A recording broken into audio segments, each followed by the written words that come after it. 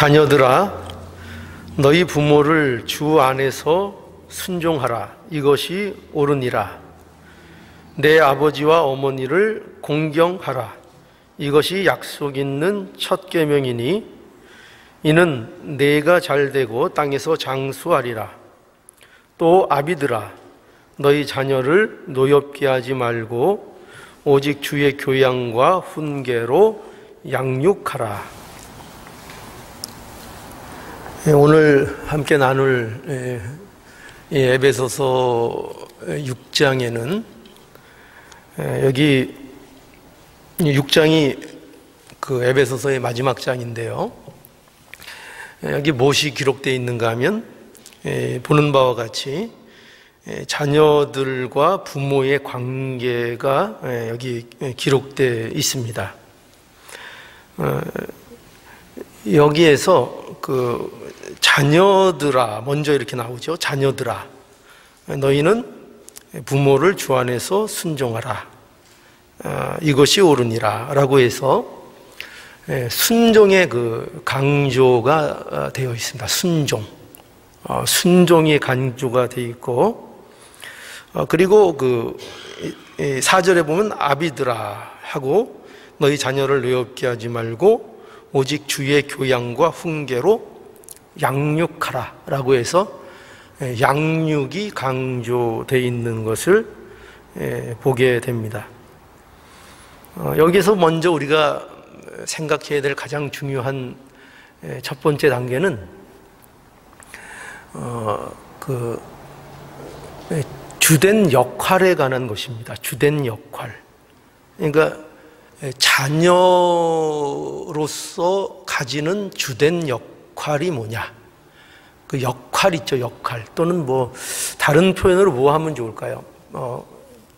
조금 더 와닿게, 여러분 드라마 잘 보시니까 배역, 그 배우마다 그 역할이, 배역이 있죠, 배역.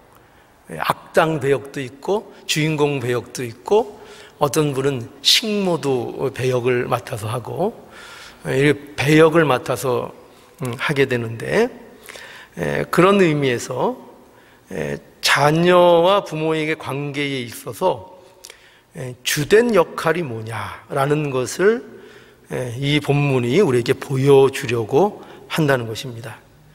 그러니까 자녀는 부모에 대해서 어떤 역할을 충실히 해야 하느냐 하면은 순종이라는 그 역할, 그 어떤 태도를 가장 주된 내용으로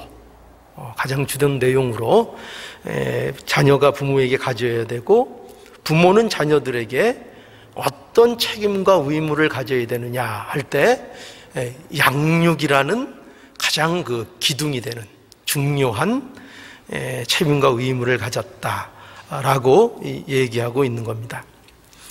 그러니까 그 우리가 예를 들자면 의사가 하는 가장 중요한 역할은 무엇입니까?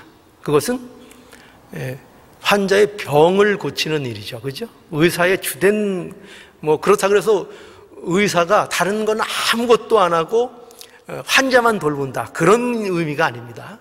그런 의미가 아니고, 의사로서 가지는 주된 역할이 뭐냐 이거죠. 주된 역할.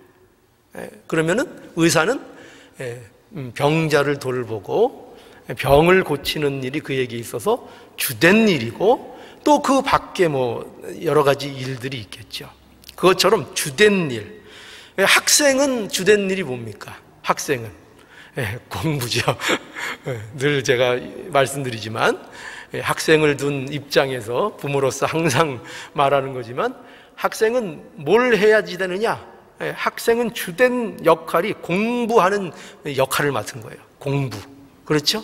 공부해야 됩니다. 또 야구 선수는 뭐를 잘해야 될까요? 야구 선수가 축구 잘하면은 뭐 할까요? 야구 선수는 주된 일이 야구를 잘하는 겁니다. 그러니까 그것이 책임이고 그것이 그의 주된 의무가 되는 겁니다. 그래서 의사는 아무리 다른 걸 잘해도 병을 못 고치면은 그거 뭐 별 칭찬을 받지 못할 거고요. 학생은 다른 일에 아무리 열심히 해도 공부를 충실하게 못하면, 성실하게 못하면 칭찬을 받지 못할 것이고, 또 운동선수도 다른 거 다 잘해도 운동을 잘해야 그 운동선수로서의 진가를 발휘하게 되고 합당한 칭찬을 듣는 그런 자리에 있게 될 것입니다. 그래서 이와 마찬가지로, 이와 같은 의미에서 자녀와 부모 사이에서도 자녀의 주된 태도는 뭐라고요? 주된 태도는 부모에게 있어서 다른 거 없다는 게 아니에요. 자녀도 뭐 사랑도 있을 수 있고 뭐 여러 가지 일들이 있을 수 있지만 주된 일이 뭐냐? 부모에게 대해서 자녀가 가져야 될 중요한 태도, 가장 핵심이 되는 태도, 이거를 잃어버리면 자녀로서 칭찬받지 못하는 내용, 그게 뭐냐? 순종이다 이거예요. 순종.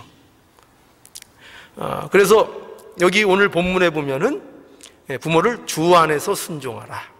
이 주 안에서 순종하라는 말은 우리가 쉽게 얘기하면은 신앙 안에서 순종하는 것을 우리가 쉽게 뭐 이해할 수 있어요. 그러나 그것보다 더 중요한 정확한 내용은 뭐냐면은 죽게 하듯 순종하라 이겁니다. 죽게 하듯. 굉장한 요구죠. 우리 믿는 자들에게 있어서 죽게 하는 것만큼 진실한 게 어디 있겠어요? 그렇죠? 그것만큼 더한 게 어디 있겠습니까? 그런데 우리에게 부모, 자녀된 자들에게 요구하는 중요한 내용이 뭐냐면 죽게 하듯 부모에게 순종하라 라고 말씀하고 있는 것을 오늘 본문에서 보게 되고요. 또 자녀와 부모 사이에서 부모의 주된 책임은 뭐냐? 뭐라고요? 주된 책임이 뭐라고요? 이거 놓치면은 부모로서의 칭찬을 받지 못해요. 뭡니까? 양육하는 것입니다. 자녀를 양육하는 거죠. 기르고 보호하고 성장시키는 일을 부모가 감당해야 한다는 것입니다. 이거를 못하면 아무리 사회적으로 성공하고 돈을 벌고 사회적인 존경을 받고 아무리 그러할지라도 자녀를 제대로 양육하지 못하면, 여기는 양육하는 내용이 뭡니까? 노엽게 하지 말 것이며 주의 교양과 주의 훈계로서 그 자녀를 양육하는 일을 게을리하고 그것을 놓치면 하나님 앞에 칭찬받을 수 없다라는 것을 우리에게 말씀하고 있는 겁니다.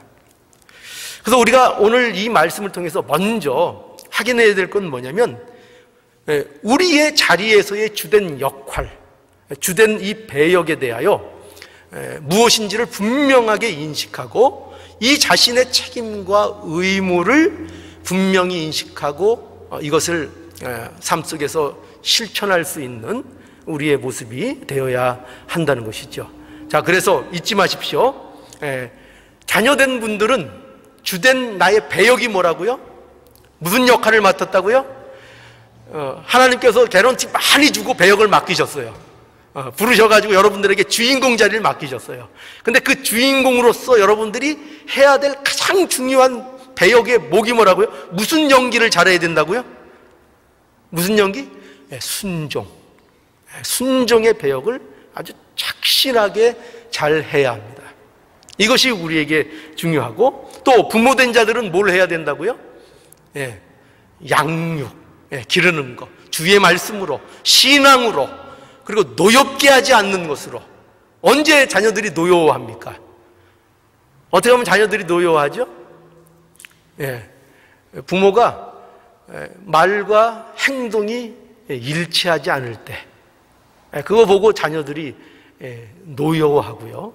그리고 부모에게 준 권위를 가지고 남용할 때, 그래서 폭력을 행한다거나 그것을 통해서 자기가 가진 것 이상, 하나님께서 허락하신 것 이상을 자녀들에게 요구하고 강압적으로 이해할 수 없는 그런 권위를 행사할 때, 합당하지 않은 권위를 행사할 때, 그럴 때 자녀들은 분노하고 노여하게 돼 있습니다. 그러니까 이런 자녀를 그렇다고 해서 혼내지 말라는 얘기가 아닙니다. 이 얘기는 자녀를 혼낼 때는 따끔하게 혼내고, 매가 필요할 때는 저는 매가 있어야 된다고 생각하는 사람 중에 하나입니다.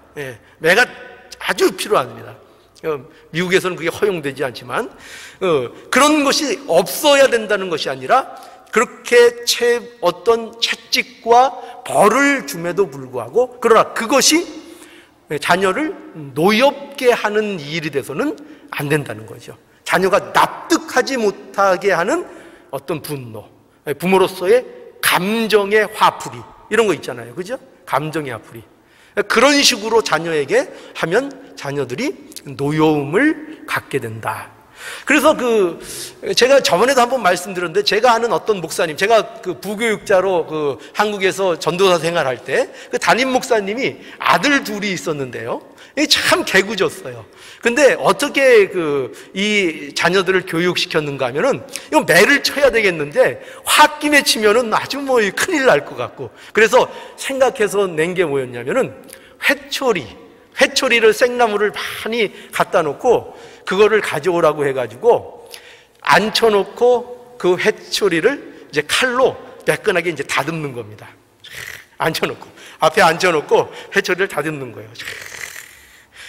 그러면 서로 이제 처음에는 열이 한창 올랐었는데 요거 이제 다듬으면서 마음이 이제 정돈이 되는 거예요. 얘를 어떻게 혼내야 되나, 얘가 무엇을 잘못했는지를 아는가, 이런 것들을 생각하기 시작하면서 이제 자기의 감정풀이를 하는 것이 아니라 합당한 이유를 가지고 왜 혼나야 되는지를 이해시키면서 그것이 납득됐을 때에 아이에게 네가 몇 대를 맞으면 되겠느냐 해서 거기에 대한 처벌을 정확하게 하고, 그렇다고 살살 봐주면서 치는 게 아니에요.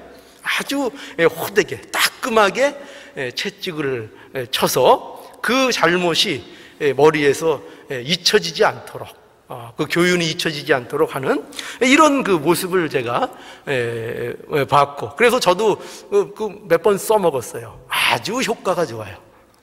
아주 효과가 만점이에요. 절대로 자신이 흥분하면 안 되는 거, 이게 좀 어려워요. 자기가 흥분하면 안 되고 계속 맞는 아이를, 벌 받는 아이를 계속 설득을 해야 돼요. 왜 맞아야 되는지를 계속 설득을 해서 그거에 대한 정당한 자기가 인정하고 받아들일 수 있도록 그렇게 하는. 그러니까 요점은 뭐냐, 제가 말씀드리려는 요점은 노엽게 하지 말라는 거예요. 자녀를 노엽게 하지 않는 게 양육의 첫 번째 길이에요. 노엽게 하지 않고 그 다음에 주의 교양과, 그러니까 주님의 교양, 주님이 우리에게 가르쳐준 말씀을 통해서 우리가 그리스도인으로서의 우리의 삶의 태도, 우리의 분위기, 그러한 삶의 하나님의 사람으로서의 그러한 분위기와 말과 태도, 그리고 하나님의 말씀을 통해서 그 자녀들을 양육하는 것, 이것이 뭐라고요? 이것이 우리에게, 부모에게 주신 하나님의 어떤 책임이요 의무인 것을 알아야 합니다. 자, 그래서 이것을 잊지 마십시오. 자녀들은 뭐라고요? 자녀들은 순종. 요거 잊으면 안 돼요. 자녀들은 주된 역할이 뭐냐? 순종. 부모의 주된 역할은 양육하는 것. 이거 꼭 기억하셔서 실천하시는 우리의 삶이 되기를 원합니다. 그런데 이러한 자녀와 부모의 주된 일을 말함에 있어서 이것이 얼마나 이것을 심각한 것인지를 우리에게 알기를 원하시는 거예요. 그러니까 이 부모로서 자녀를 제대로 양육하지 않고 또 자녀로서 부모를 순종하지 않는 이 일이 얼마나 심각한, 이런 말씀 드리면은 싫어하시겠지만 죄인가, 얼마나 심각한 죄인가 라는 것을 알아야 한다는 것입니다. 그래서 부모를 거역하는 것도 하나님 앞에 큰 죄가 되는 것이고, 그리고 자녀를 제대로 양육하지 않고 방치하는 것도 이것이 죄라는 것을 알아야 됩니다.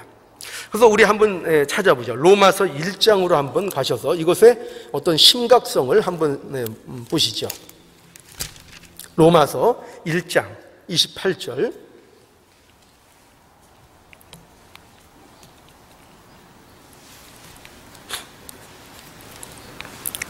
로마서 1장 28절입니다. 또한 저희가 마음에 하나님 두기를 싫어하며 하나님께서 저희를 그 상실한 마음대로 내어버려 두사 합당치 못한 일을 하게 하셨으니 곧 모든 불의, 추악, 탐욕, 악의가 가득한 자요, 시기, 살인, 분쟁, 사기, 악독이 가득한 자요, 수근수근하는 자요, 비방하는 자요, 하나님의 미워하시는 자요, 능욕하는 자요, 교만한 자요, 자랑하는 자요, 악을 도모하는 자요, 부모를 거역하는 자요. 자, 여기 보면은 이 말씀에는 무엇을 우리에게 가르쳐주고 있는가 하면은 하나님을 거부하는 자들에 대한 설명인 거죠. 그렇죠? 여기 보면 하나님 28절에 또한 저희가 마음에 하나님 두기를 싫어하매 라고 되어 있죠. 그러니까 이 모든 내용은 하나님을 거부하는 자들에게서 나오는 어떤 그 특성들, 그런 것들을 모아둔 거라고 쉽게 얘기할 수 있습니다. 그런데 거기에 무엇이 들어가 있느냐 하면은 거기에도 놀랍게 무엇이 들어가 있다고요? 부모를 거역하는 것이 그 안에 들어가 있는 거예요. 그러니까 부모를 거역하는 것은 이것이 무슨 어떤 윤리나 도덕이나 무슨 이렇게 예의나 체면을 지키기 위한 그런 것으로 우리에게 요구되는 것이 아니라 부모를 순종하는 것은 영적인 문제라 이거예요. 이거는 심각한 것이고, 그것을 부모를 거역하는 것은 하나님을 그 마음에 두기를 싫어하는 자들의 중요한 내용 중에 하나라는 것을 우리에게 보여주고 있는 거예요. 자, 디모데후서 3장에도 한번 가보죠. 디모데후서 3장. 디모데후서 3장 1절입니다. 내가 이것을 알라 말세에 고통하는 때가 이르리니 사람들은 자기를 사랑하며 돈을 사랑하며 자긍하며 교만하며 회방하며 부모를 거역하며 감사치 아니하며 거룩하지 아니하며 무정하며 원통함을 풀지 아니하며 참소하며 절제하지 못하며 사나우며 선한 것을 좋아하지 아니하며 배반하여 팔며 조급하며 자고하며 쾌락 사랑하기를 하나님 사랑하는 것보다 더한다 라고 말하고 있죠. 이것은 무엇을 얘기하는 겁니까? 하나님을 거부하는 세대의 특징인 거예요. 근데 하나님을 거부하는 세대의 특징 여러 가지 있는데 거기에서도 대표적으로 자리 잡고 있는 것이 뭐냐면은 놀랍게도 부모를 거역하는 것이 거기 자리 잡고 있다는 것을 우리는 발견하게 되는 것입니다.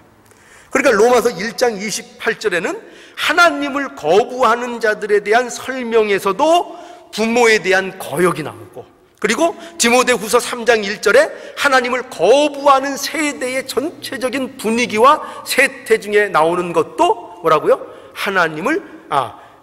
부모를 거부하는 것으로 이렇게 설명되고 있다는 거예요.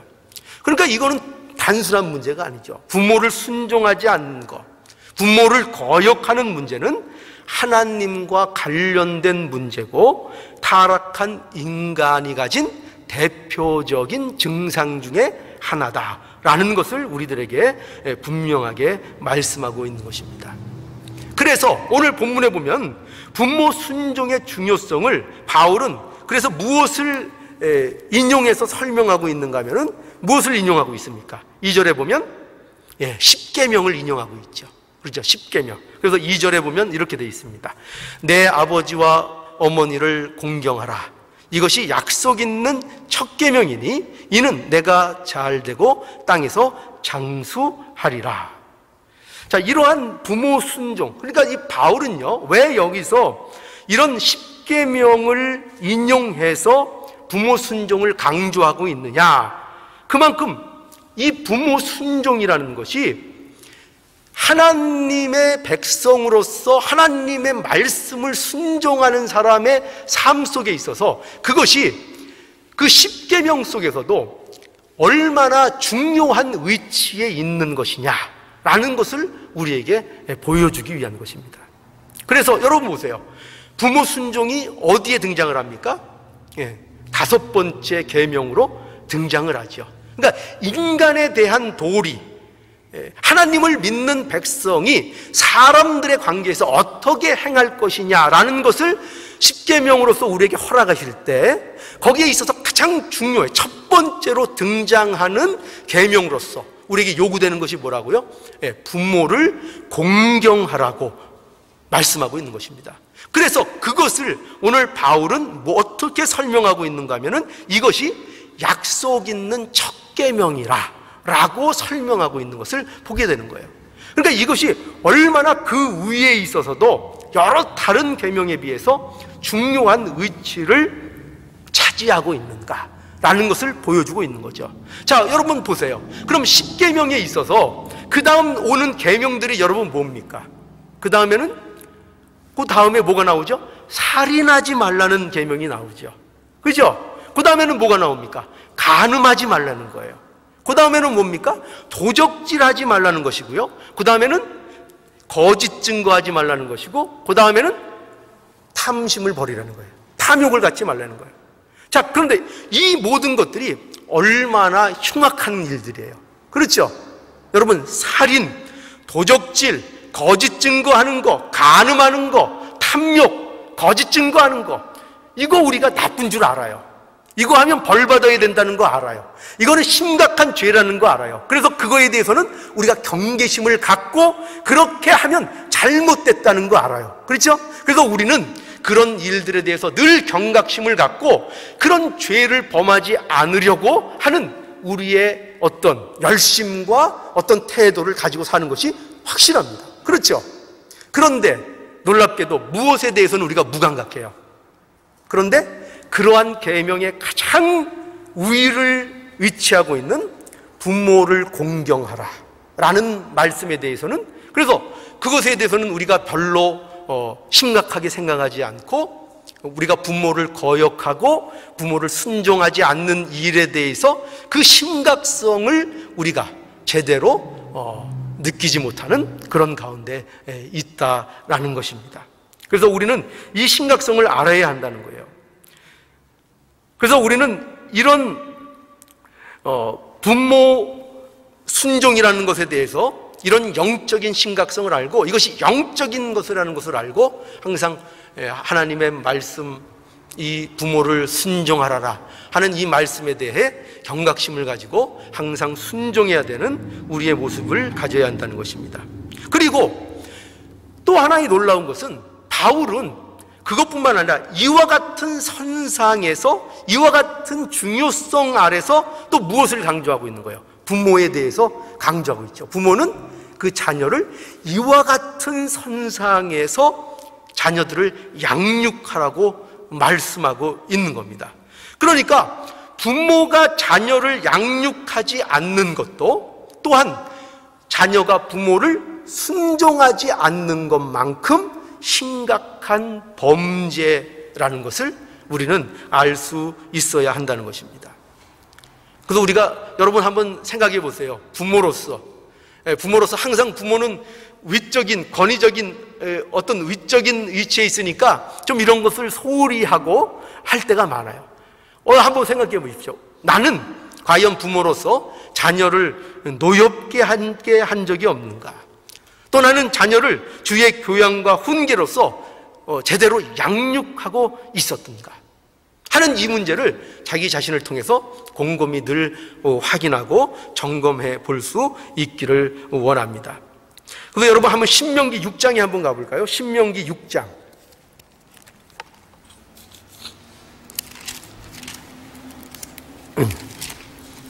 신명기 6장 4절을 보죠. 어떻게 그 자녀들을 양육해야 하는가? 6장 4절입니다.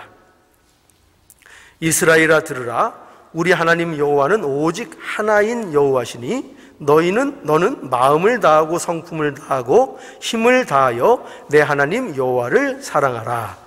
오늘날 내가 내게 명하는 이 말씀을 너는 마음에 새기고 내 자녀에게 부지런히 가르치며 집에 앉았을 때이든지 길을 행할 때이든지 누웠을 때이든지 일어날 때이든지 이 말씀을 강론할 것이며 너는 또 그것을 내 손목에 매어 기호를 삼으며 내 미간에 붙여 표를 삼고 또 내 집 문설주와 바깥문에 기록할지니라. 이거 이제 자녀의 교육을 어떻게 해야 될 것이냐. 이 양육의 핵심 뭐냐면 하나님을 먼저 부모가 바로 이해하고 알아야 된다는 거죠. 어떤 하나님, 거기 어떻게 돼 있습니까? 어떤 하나님을 먼저 알으라고요? 이스라엘아 들으라. 우리 하나님 여호와는 오직 하나인 여호와시니, 그렇죠? 한 분이신 유일하신 우리의 하나님, 그 하나님이신 것과 그리고 그에 대한 마음이 어떠한 마음으로 부모가 향하고 있는가. 여기 보세요. 너는 마음을 다하고 성품을 다하고 힘을 다하여 내 하나님 여호와를 사랑하라 한 이 내용. 그러니까 부모는 먼저 하나님을 바로 알고 그 하나님에 대해서 그들의 삶의 모든 목표와 가치가 그 모든 마음이 하나님을 사랑하는 것으로 집중되어 있어야 하는 것이고, 그리고 그것을 통하여 그 말씀, 하나님을 어떻게 사랑해야 하는가라는 것을 그 자녀들에게 어떻게 하라고요? 교육하라고요. 어떻게 사랑해야 되는가. 그래서 말씀으로, 여기 이 온갖 말씀이죠. 앉았을 때거나 누울 때거나 뭐 문설주에도 뭐 손목에도 매고 미간에도 붙이고, 이거 다 무엇을 얘기하는 겁니까? 뭐 그 집을 말씀으로 도배하라는 얘기입니까? 그게 아니죠. 이와 같이 모든 삶의 태도와 분위기와 말과 행동에 있어서 하나님의 말씀에 의해서 움직이고 사는 그 분위기, 하나님을 사랑하는 그 태도와 분위기, 그것이 그의 삶 속에서 나타나는 것으로 자녀들을 키우라, 양육하라 라고 말씀하고 있는 것을 이제 보게 됩니다. 그래서 우리는 삶의 전반적인 태도와 자세를 통해서 자녀를 가르치고 양육을 하는 것을 말씀하고 있는 것입니다. 그래서 이러한 요구들은 전부 다 영적인 차원에서 우리들에게 요구되고 있다는 것을 우리는 분명하게 이해할 수 있어야 하는 것입니다. 자녀와 부모와의 관계에서 요구되는 이 순종, 이 양육은 도덕이나 윤리적인 차원에서의 요구가 아니다 라는 것을 분명히 우리가 이해해야 하는 거예요. 도덕이 아니에요. 윤리적인 것으로 요구하는 것이 아닙니다. 그것이 아니고 어떤 차원에서 요구하는가 하면은 하나님과의 관계를 근거한 차원에서 순종을 요구하고 있고, 그리고 양육을 요구하고 있는 것입니다. 그래서 오늘 이 말씀이 어떤 맥락 속에서 있는가를 이해해야 되는데, 그래서 에베소서 5장을 볼까요? 5장 18절.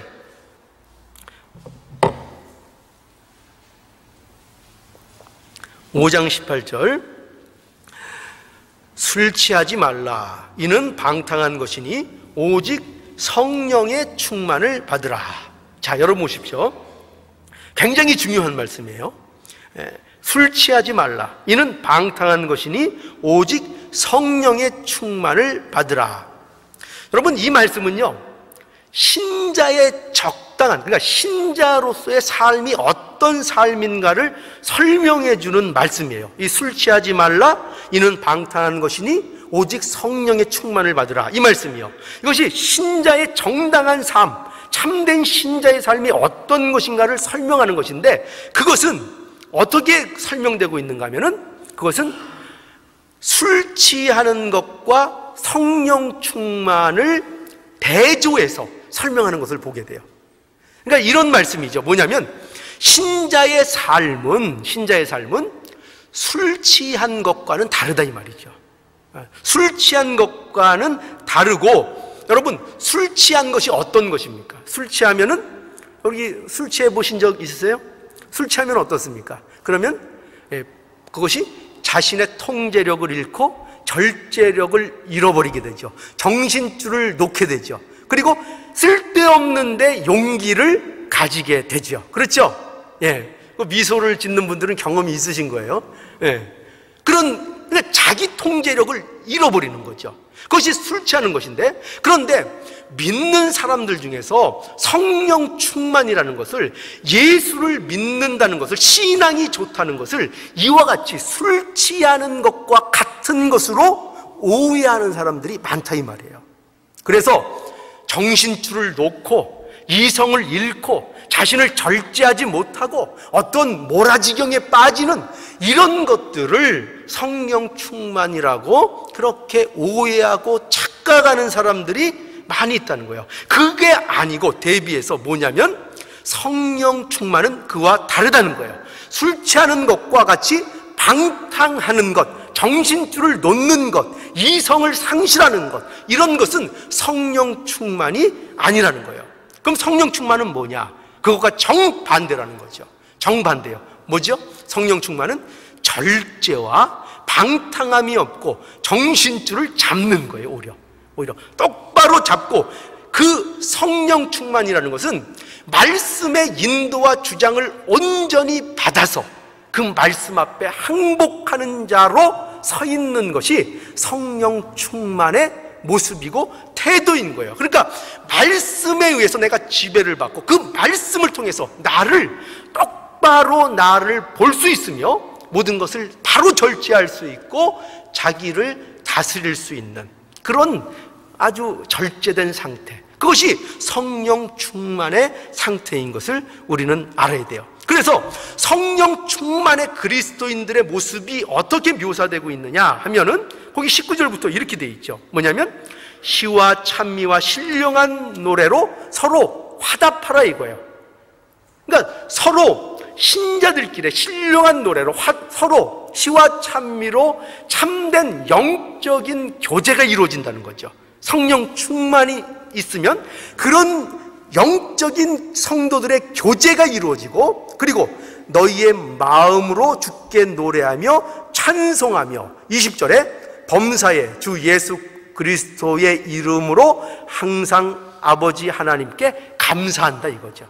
그러니까 성령 충만하면 그것을 통해서 어떤 증상과 태도가 나타나느냐 하면 하나님 앞에 감사하는 삶이 나타나게 된다는 거예요. 이것이 성령 충만한 자들의 중요한 모습이라는 것이죠. 그런데 여기 보면 그것뿐만 아니라 가장 중요한 것이 설명되고 있는데, 그건 뭐냐면 바로 성령 충만한 그리스도의 모습의 대표적인 것 21절이 등장을 하는 거예요. 뭐냐? 그리스도를 경외함으로 뭐라고요? 피차 복종하라. 그리스도를 경외함으로 피차 복종하라. 그러니까 이것이 우리에게 있어서 어떠한 삶을 살아야 되느냐? 신자면, 성도면, 성령 충만한 자면, 하나님을 사랑하는 자면, 그 은혜를 입은 자면 그들의 삶 속에서 삶의 대표적인 원리로서 등장해야 되는 가장 중요한 내용이 뭐냐? 그의 삶 속에 흘러야 되는 내용, 바로 피차 복종이라는 거예요. 피차 복종. 그것으로 결론 짓고 있는 거예요. 그래서 여러분, 피차 복종이 뭐죠? 남에게 복종만을 강조하는 것이 아니라 항상 잊지 마세요. 피차, 서로 간에 복종하는 것이죠. 서로 간에 복종하는 거예요. 서로 간에 복종하는 것. 그래서 섬기고 희생하고 그 사람보다 내가 낮은 자리에 내려가서 그를 섬기는 위치로 가는 그 태도와 삶, 그것이 성도들에게 있어서 뭐라고요? 주된 삶의 가장 중요한 흐르는 기둥이라고요. 그게 원리고 태도라고요. 그것을 가져야 돼요. 그러면서 나오는 내용들이 뭐죠? 그 피차 복종의 구체적인 내용들이 아내에게는 뭐를 하려는 거예요? 아내에게는 남편에게 뭐 하라고요? 순종하고, 그리고 남편은 아내에게 사랑을 하고, 그리고 뭐죠? 오늘 말씀, 자녀들은 부모에게 순종하고, 그리고 부모는 자녀를 양육하는 것으로 어떻게 하는 거예요? 이게 다 뭐라고요? 피차 복종이라고요.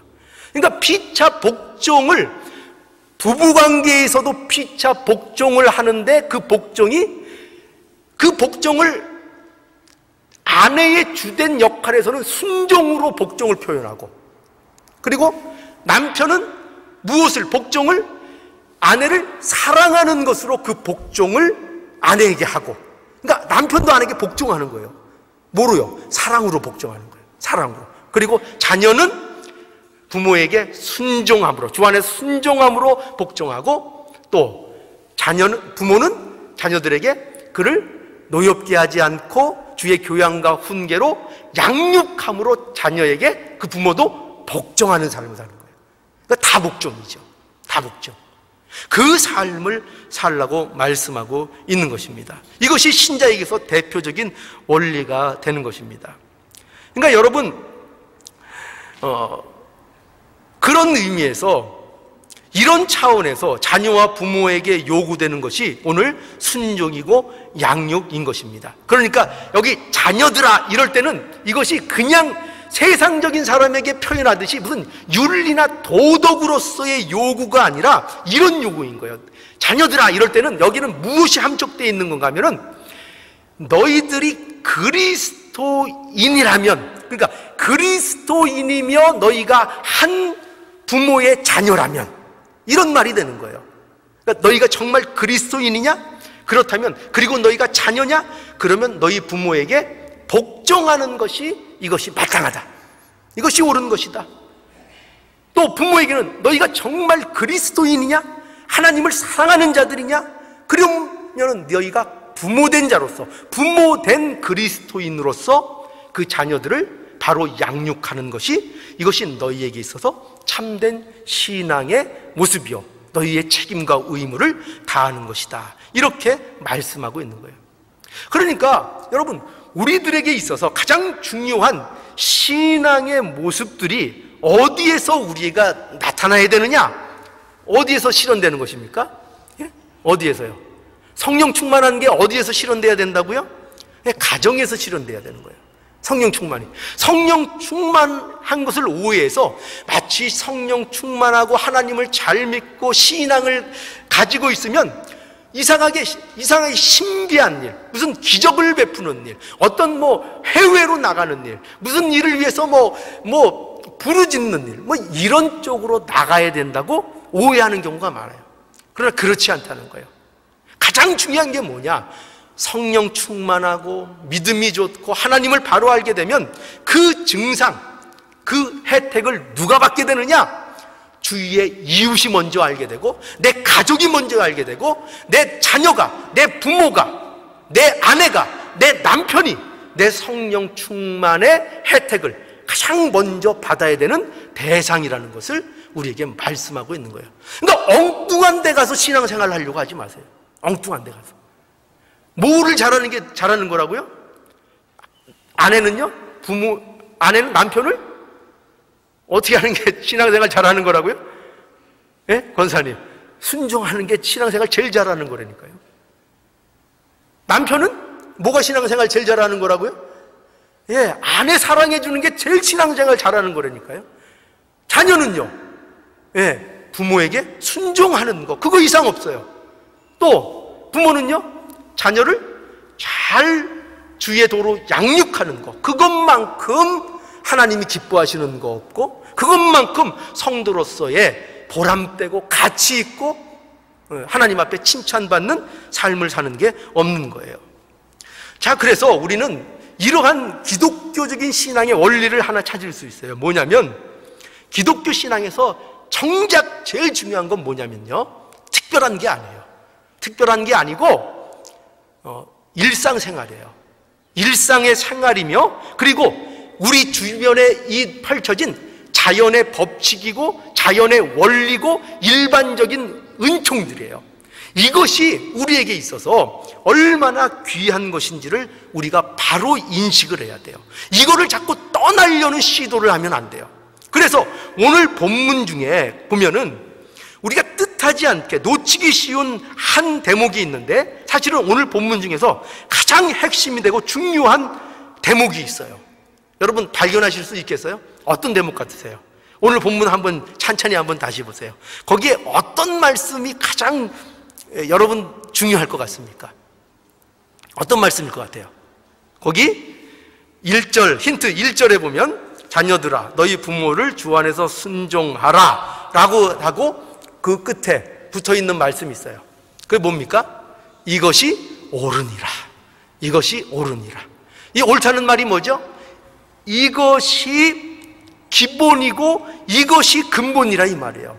이것이 마땅한 것이고 이것이 하나님의 진리요 원리다 이 말이에요. 그러니까 하나님께서 우주를 통치하시는 가장 중요한 방법이 여러분 뭐겠어요? 뭡니까? 기적일까요? 아니에요. 그게 아니에요. 그게 아니고 하나님의 가장 중요한 우주를 통치하시는 하나님의 방법, 일반 은총이에요. 일반 은총, 자연의 법칙이에요. 이거를 우리가 알아야 됩니다. 즉 하나님께서는 자연의 법칙과 질서를 만드시고 그것을 통해서 이 모든 것들을 기본적으로 통치하고 계시다는 것을 우리는 알아야 합니다. 그거를 우리는 분명히 알아야 돼요. 그래서 우리 가운데 이런 오해를 가지면 안 돼요. 어떤 오해냐? 신앙이라는 이름으로, 성령 충만이라는 이름으로 일반적인 원칙을 이탈하려는 유혹에서 벗어나셔야 돼요. 이 유혹을 받으면 안 돼요. 그래서 쉬운 예를 통해서, 그래서 우리가 어떤 유혹을 받습니까? 꼭 신앙이 좋고 성령 충만하면은 이상한 것들을 요구하잖아요. 그죠? 자꾸 이상한 걸 찾아다니고 기적을 찾아다니고 신비한 일들을 찾아다니는 그런 모습을 우리 속에서 찾을 수 있어요. 그래서 목사님들 가운데서도 어떤 목사님들이 생기는 거예요? 자꾸 그 이상한 목소리를 내는 그런 목사님들이 그래서 생기는 거예요. 그래서 그렇죠? 예, 막 이상한 흉내도 못 내는데 그러면은 그게 이제 신비하게 들리니까 무슨 성령 충만하고 능력 있는 이런 것으로 그런 것들을 갖고 오해한다고요. 우리 인간들이 얼마나 연약한 존재인가 하면은 조금 특이한 것만 나오면 거기에 정신들을 홀딱 뺏기는 거예요. 홀딱 뺏겨. 그래서 그런 거에 현혹되지 말라는 거예요. 제일 중요한 건 뭐라고요? 예. 자연의 법칙에서 벗어나지 않고 그 가운데 일하시는 하나님을 만나는 거예요. 일상 가운데서 우리와 함께 하시는 그 하나님을 만나는 거예요. 자연 법칙, 질서를 존중하시고 그 질서로 우리를 다스리는 그 하나님을 만나는 거예요. 그 하나님을 우리가 삶 속에서 만나야 하는 것입니다. 그래서 신자의 가장 이상적인 삶이 무엇이냐? 예, 다른 거 아니에요. 하나님이 세우신 일반 원리를 따라서 사는 겁니다. 예, 오늘 이 에베소서 마지막에 내용이 다 그 내용이에요. 특이한 거 하려고 하지 말라는 거예요. 예, 내가 있는 위치에서, 남편은 남편의 위치에서, 아내는 아내의 위치에서, 자녀는 자녀의 위치에서, 부모는 부모의 위치에서 자기에게 맡겨준 일에 충실하고 그 자리를 떠나지 않고 자기의 책임과 의무를 다하는 것, 이것보다 성령 충만한 증거는 없다는 거예요. 이것보다 훌륭한 신앙생활은 없다는 거예요. 네, 이것보다 없다는 거예요. 그러니까 은혜 받았다고 해가지고 어디 기도원 들어가서 남편 밥 안 해주고 이런 거, 이거 신앙생활 아니에요. 그런 거 착각하면 안 돼요. 그런 거를 무슨 성령 충만 받았고 신앙이 좋은 거고 그거 그렇게 오해하면 안 돼요. 네. 하나님은 그렇게 일하시는 분 아니에요. 가장 중요한 게 뭐냐? 우리에게 늘 먹는 밥. 그렇잖아요. 우리에게서 가장 중요한 게 뭐예요? 일상생활에 늘 먹는 밥이 제일 중요하잖아요. 그죠? 또 우리를 다스리고 우리가 잘 성장하도록 만드는 게 뭐예요? 어떤 교훈이에요? 어떤 교훈이에요? 굉장한 거예요? 무슨 유명한 사람들의 명언이 우리를 가르쳐요? 아니요. 절대 그렇지 않아요. 우리를 가르치고 키우는 거는 뭐예요? 부모님의 잔소리잖아요. 그죠? 잔소리. 얘야, 신발 똑바로 놔라. 얘야, 손 닦아라. 얘야 이빨 닦아야지, 얘야 잠옷 갈아입어야지. 제가 이것만 지금 한 10년을 하고 있어요. 그래도 똑같이 해야 돼요. 똑같이 맨날. 근데 자녀가 뭘로 큰다고요? 요거로 큰다니까요. 요거로. 특별한 거로 크는 거 아니에요. 그죠? 외식은 가끔 하는 거죠. 매일 외식하면 특별할 게 없잖아요. 우리에게 중요한 건 밥이잖아요. 밥. 늘 먹는 밥, 늘 듣는 잔소리. 그게 보약이고 그것이 가장 중요한 거예요. 그래서 우리에게 그걸 말씀하시는 거예요. 우리의 신앙의 삶 속에서 아내는 아내 역할, 남편은 남편 역할, 자녀는 자녀 역할, 부모는 부모 역할.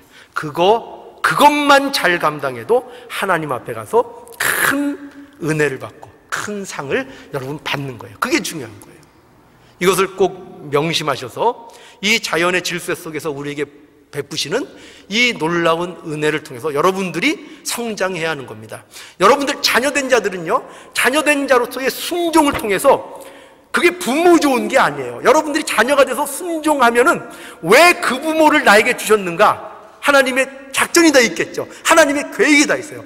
그 부모 밑에서 그 순종을 통해서 그 자녀를 만드시는 거예요. 그러니까 자녀가 순종할 때는 그 혜택은 다 누구에게 올까요? 부모에게 가자는 얘기예요? 아니요. 본인에게 오는 거예요. 그 혜택이. 부모도 마찬가지예요. 부모도 자녀를 양육함을 통해서 그 혜택이, 그 자녀도 잘 되지만 그 혜택이 누구에게 오는가? 자기에게 결국 오는 거예요. 그래서 여러분, 바로 하나님께서 그 부모님을 여러분에게 주신 거예요. 가장 합당한 부모를 주신 거예요. 그 부모를 줘서 여러분들에게 만들고자 하시는, 순종케 하게 하시려는 그 목적이 있는 거예요. 그래서 그 부모를 주셨다니까요. 왜 이 자녀를 줬을까요? 저 왼수. 왜 줬을까요? 그 자녀를 통해서 그 부모에게 하나님께서 하실 일이 있어서 그 자녀를 주신 거예요. 그거를 믿으세요. 그렇죠? 하나님이 실수하셨겠어요? 여러분 부모와 자녀 사이로 여러분들을 맺어주신 것이 하나님이 실수하셔서 그렇게 하셨겠어요? 아니죠. 그러니까 여러분들과 자녀, 부모 사이에 생긴 모든 일들은 하나님이 여러분들의 어떠하심을 이끌어 가시고 만드시기 위한 순종과 양육의 과정으로서 여러분들에게 주신 내용들인 겁니다. 요거를 믿는 것이 믿음이고 요 안에서 만들어지는 거예요. 그러니까 순종하면 이 순종의 대가를 여러분들이 받으실 것이고, 이것을 양육하면 그 양육하는 대가를 여러분들이 받게 되실 거예요. 그 목적을 여러분들에게 하나님께서 두시고 있는 겁니다. 그것을 분명히 아시고 하나님 앞에 이 모든 것 감사하시면서 내게 주어진 모든 것들, 하나님의 이유와 하나님의 계획과 하나님의 뜻 아래서 분명히 가장 합당한 일로 내게 주어졌다는 것, 요걸 놓치면 안 돼요. 아, 그럴까요? 목사님 아닌 것 같은데요. 아니요, 그래요. 그래요. 분명히 그래요. 그것을 여러분들이 믿으시고 그 믿음 안에서 더욱더 풍성해지는 저와 여러분들이 되기를 간절히 원합니다.